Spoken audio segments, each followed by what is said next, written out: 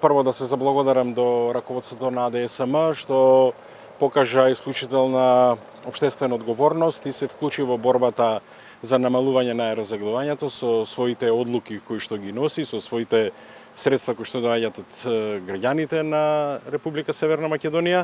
Она што се однесува до градот Битола е дека согласно планот 2500 домаќинства ќе може да искористат мерката од страна на АДСМ после повикот, односно 2500 домаќинства повеќе нема да ги загадуваат сопствените членови на семејството, а потоа и околината.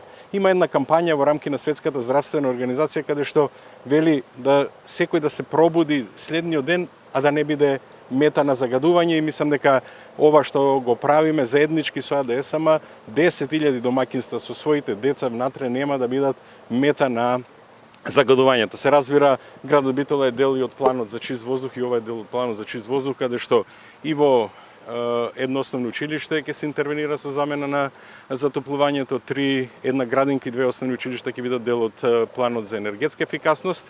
Останува после јавниот повик на АДСМ да се пријават домаќинствата. Битола припаѓа на не само заради рек Битола, за жал 80 до 85% се греат индивидуално.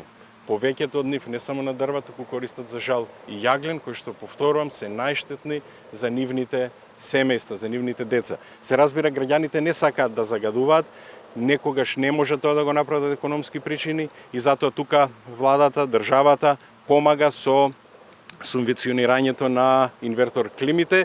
Да се надоврзам на она што вице-премиерот го кажа, денеска се повеќе високоефикасните инвертор клими припаѓаат на групата на обновливи извори, така ги третираат. Има една група од страна на Европската комисија што тоа го протежира, и со тоа ќе се дополни еден дополнителен процент.